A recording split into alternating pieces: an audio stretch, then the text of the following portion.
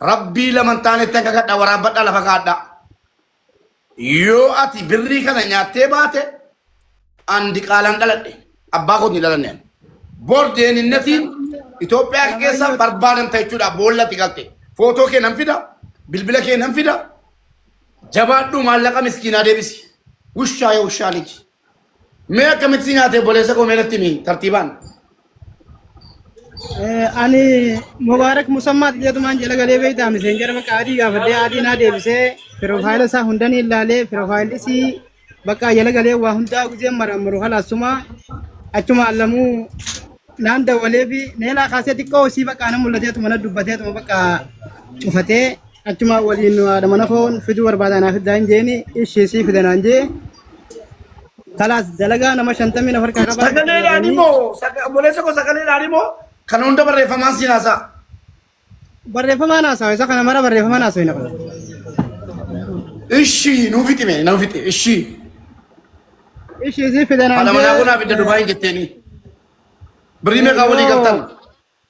yoo firii viizaa ta'e kuma 300 sii fidanaan jee afaan hin beektu viizaa miti xalabaan naaf idin jeeni kalaas xalaba taanaan qarshii kuma 130 sii fidanaan jee ishii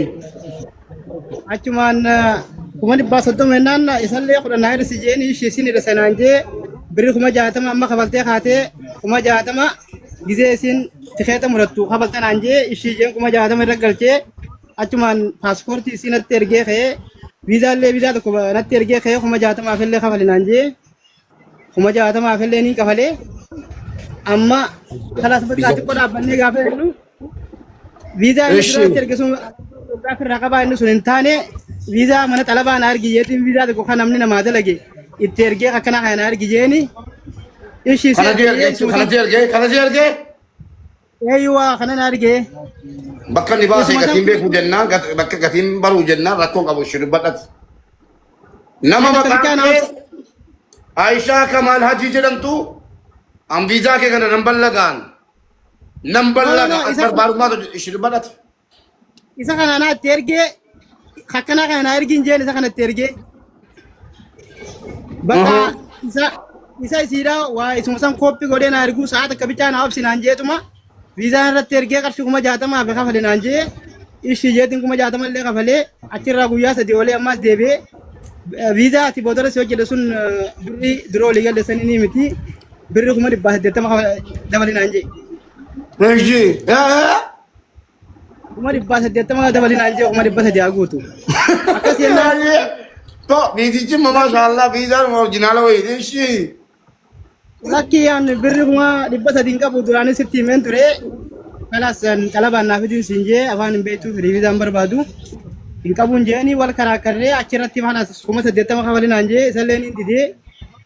ishii 60 kafalinaan jee 60 irratti hin dabalee jechuun kuma 80 guuteera. ishii achirraa baallama isiin ilubbaa booraa jirti jawwaaqa maatiin isaanii argee jirti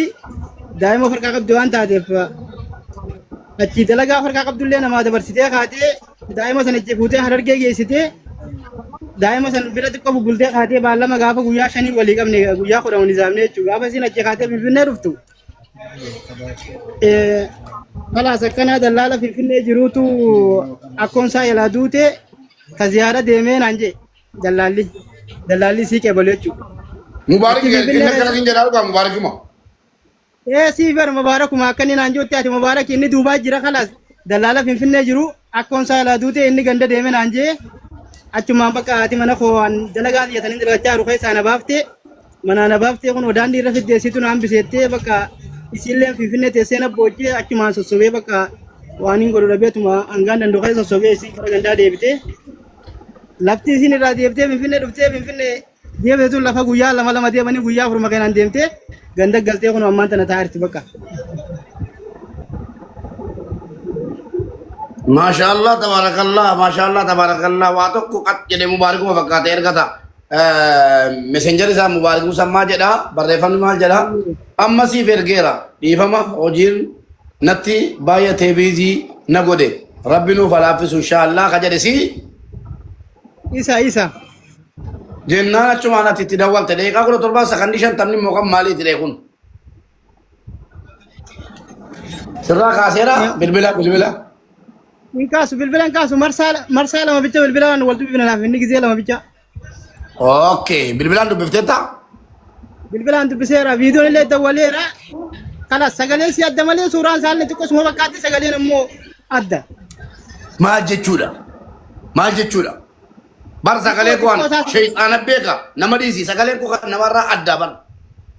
Rabbiin waa beekaa sagalee koo kan namarraa adda na godhe. Akkamitti ishi yeroo haasoftuun sagaleen adda yeroo ta'u maafi shakkineeti. Qabiya jira shakkeera ati obboleessa Mubaaraki jean gaafannaan lakki obboleessa koo viidiyoon si dawwalaan jiru naan obboleessa Mubaaraki miti Mubaaraki malee naan jee. Ammas namichi paaspoortii ijoollee shamarranii ilaalaa Mubaarak Musammaa jedhee deema hattuudha paaspoortii gadhiisee jira amantanii xiqqoo dhaxxanii paaspoortii nuu baasin jeenaan shamarran koo abaan koo biyyoo sinifa nyaatu an asuma irrattan sinii naasa sagalee an sinii naasa takkaan yoo namni barreeffamaan naanaasee iyyuu abbaan dhimma sagaleen naanaasee akka ragaanuu ta'uun jedhaaniyan warri dhuftanis karaa kootiin amala koo beektu sagalee malee hinaasawwan kanaafuu namni kun feesbuukii maqaa kootiin banatee deemaa jira footoo abbayyee isaa miti kana kaakayyuu isaa bor sinii fidaan obboleessoo beellamni keenya bori yoo namicha kana footoo isaa sii fiduu baaddean anumatu hattuudha anatu sii kafala maallaqa kee kana naaman footoo akkoosaa yoon hin fidin too an Mubaarak miti nan beektu wushaa eenyunni Mubaarak jedhi maal hojjetaa jira jedhi akkami jedhi qoshaasha an abbaan kun adda jedhe dhageessaa gurbaa wallahi yoon bor nama kana footoo isaatiin dhiyeessee nama kana hin baasin bilbila isaa footoo isaa yoon hin finne aanan maallaqa kee guutuu sii kafala waraabbadhu lafa kaadha. Amma hattuchi jara keenya an takkaa feesbuukii nama jalaan kaasu dhageessanii feesbuukii nama jalaan kaasu'an feesbuukii fidime feesbuukii nama jalaan kaasu'an mesenjera deebisee immoo barreeffamaan haasa'uun jaalladha. Maal jala kun quttoon dhaggeeffadhaa waliin dubbifna sheer godhaa lakkoofsi koo piroofaayilii kana jala jira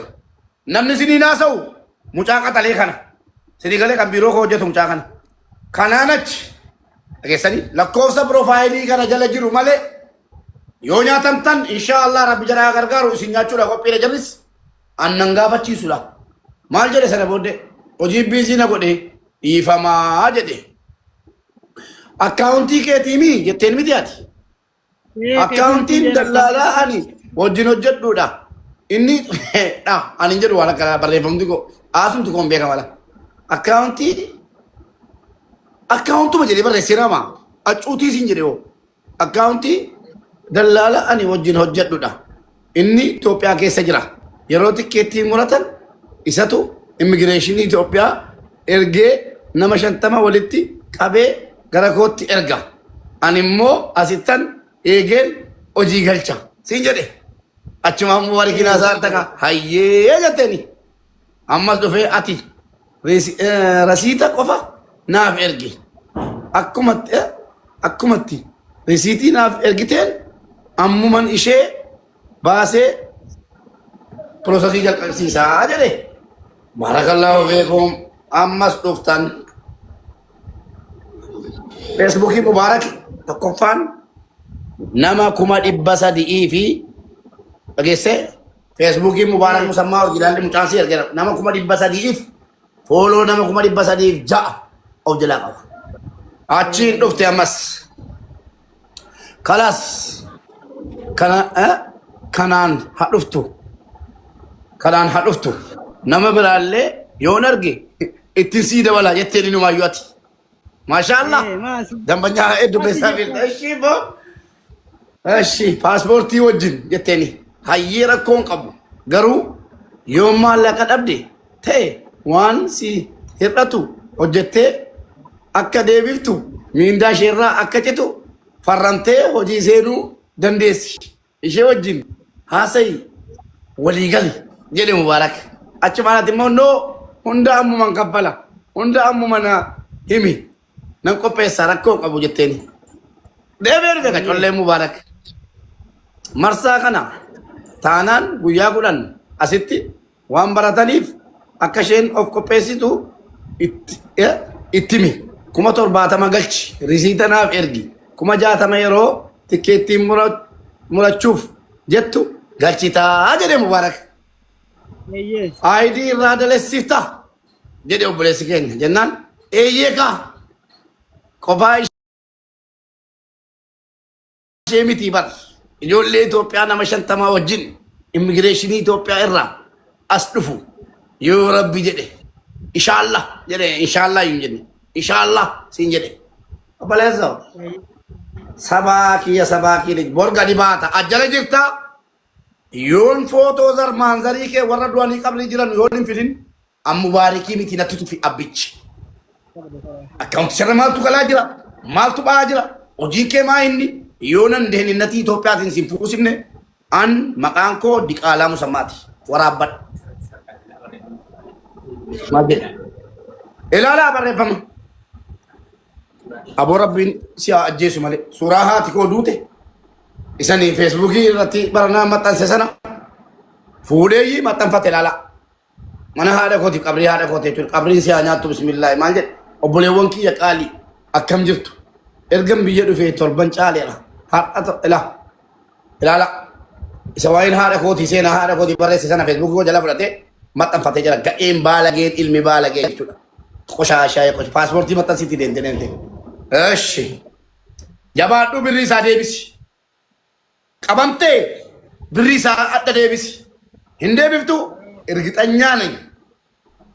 qacceewwan kana biyyuma kana keessa simbaasaa miti simbaasaa funyaan kee qabe borsi baasa borsa'atii kana kottaa dhaggeeffadhaa kijibaaf dhugaa koo sana booddee taa kabranya na kabajjaa hundi kee dhaggeeffadhu.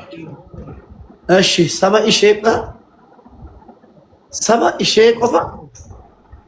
sababa ishee qofaaf malee hundi xumuraniiru.